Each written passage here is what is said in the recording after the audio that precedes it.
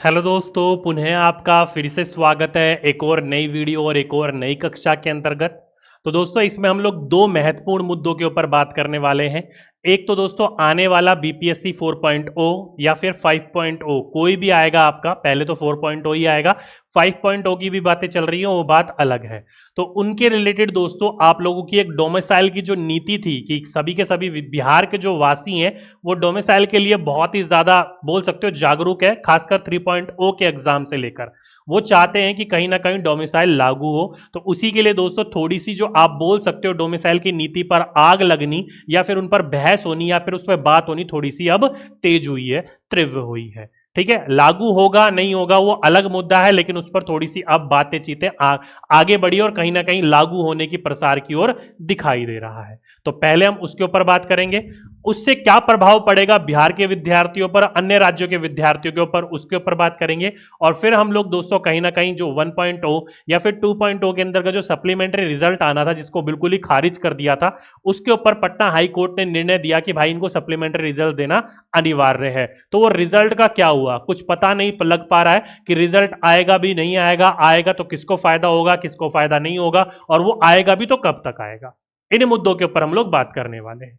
ठीक है, तो दोस्तों मैं आप लोगों को पहले बता देता हूं डोमिसाइल के लिए। अब मैं यूं क्यों कह रहा हूं कि इस पर अब बातचीत थोड़ी सी तीव्र हुई है। तो यदि दोस्तों आप लोग थोड़े से न्यूज में एक्टिव हो तो आप लोगों ने देखा होगा कि अभी आप लोगों की एक न्यूज चल रही है कि सूबे में लागू हो डोमिसाइल की नीति। देखो साफ साफ बोल रखा है, क्या बोल रखा है, सूबे, सूबे यानी कि बिहार के अंतर्गत लागू हो डोमिसाइल। ये कौन कह रहे हैं? प्रशांत किशोर।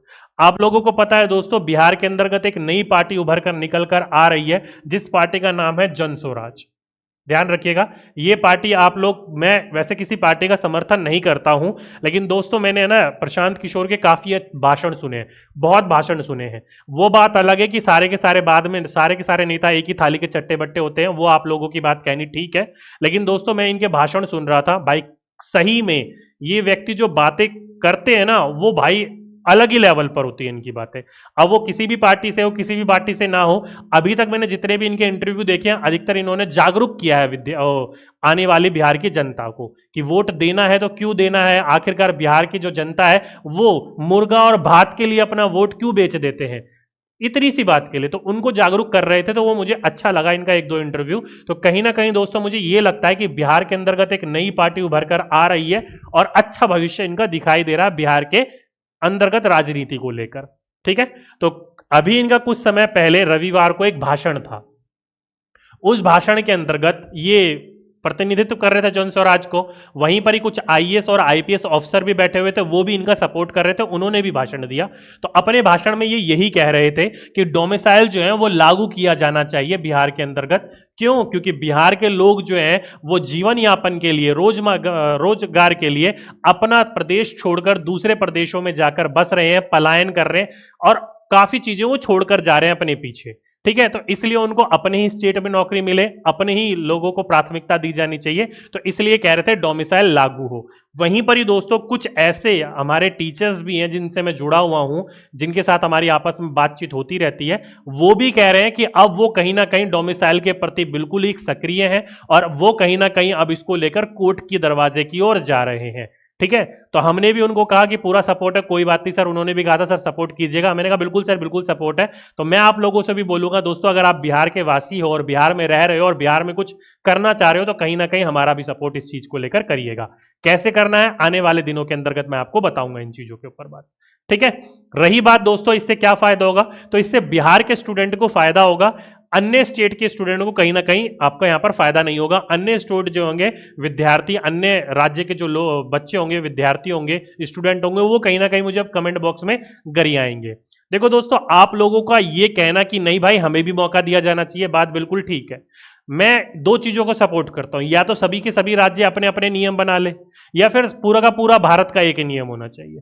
क्योंकि आप लोगों को पता है दोस्तों, अपने अपने राज्य में, जैसे कि आप लोग यूपी के अंतर्गत ले लो, पास ही का स्टेट है बिहार का, तो यूपी के अंतर्गत आपका 5 साल का क्या होना चाहिए दोस्तों, निवास होना चाहिए। आप 5 साल से यूपी में रह रहे हो तब आप लोग यूपी के फॉर्म भर सकते हो। ये यूपी के अंदर नोटिफिकेशन में लिखा है, आगे जाके बदलाव हो जाए वो बात अलग है। ठीक है।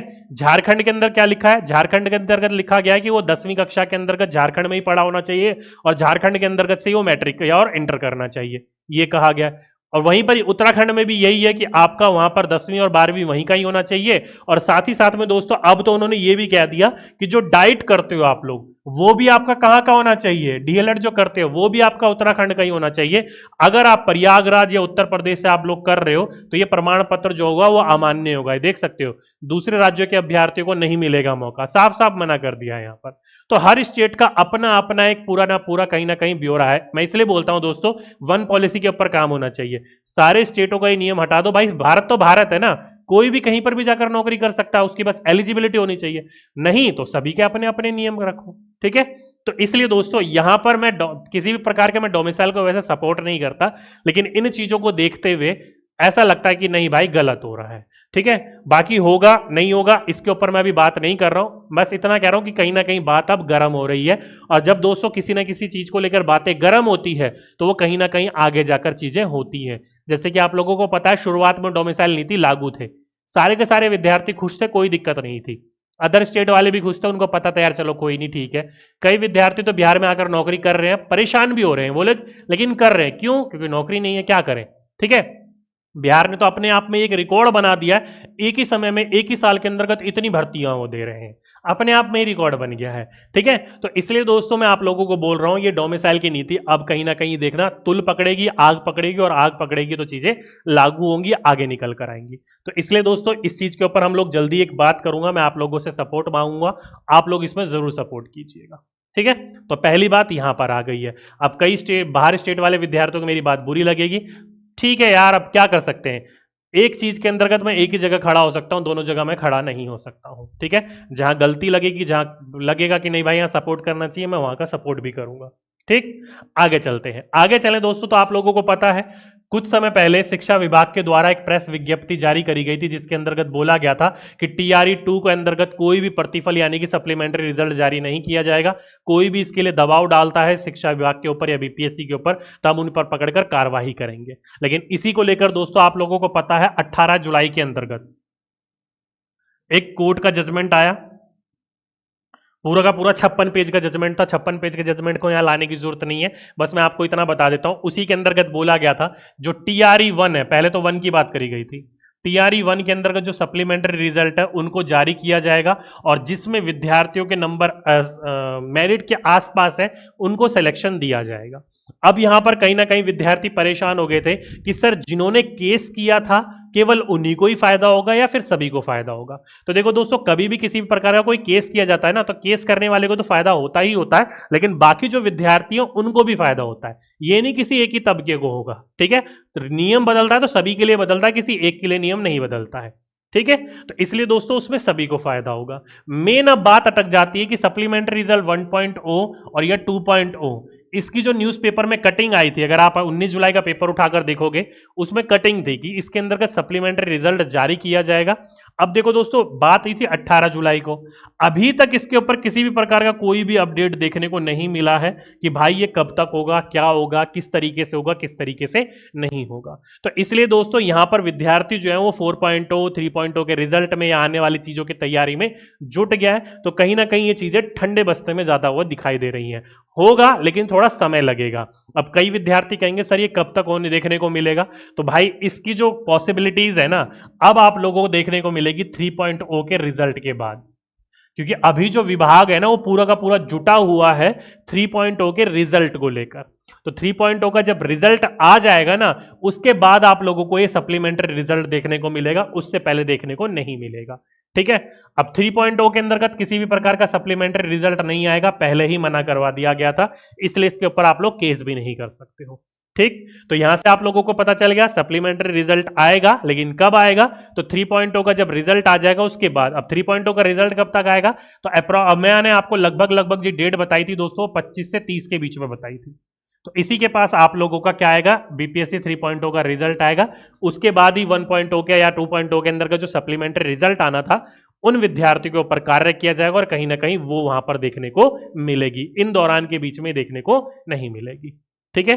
तो ये दो इंपॉर्टेंट खबर निकल कर आ रही थी दोस्तों, एक तो आपकी डोमिसाइल नीति को लेकर और एक आपके सप्लीमेंट्री रिजल्ट को लेकर जो आप लोग परेशान हो रहे थे। उम्मीद करता हूं आप लोग अपडेटेड हो गए होंगे। किसी भी प्रकार की कोई भी और दुविधा हो तो नीचे कमेंट बॉक्स में लिख दीजिएगा। अगर हो सका तो मैं आपका रिप्लाई कर दूंगा, नहीं कि ज्यादा क्वेश्चन हुए तो मैं आप लोगों के लिए अलग से अपडेट कर दूंगा वीडियो बनाकर। ठीक, तो चलिए आज के लिए अभी के लिए बस इतना ही था। उम्मीद करता हूं आप लोग अपडेटेड हो गए होंगे। आज के लिए बस इतना ही। आपसे फिर मुलाकात होगी एक नेक्स्ट वीडियो में। जब तक के लिए सभी विद्यार्थियों को धन्यवाद।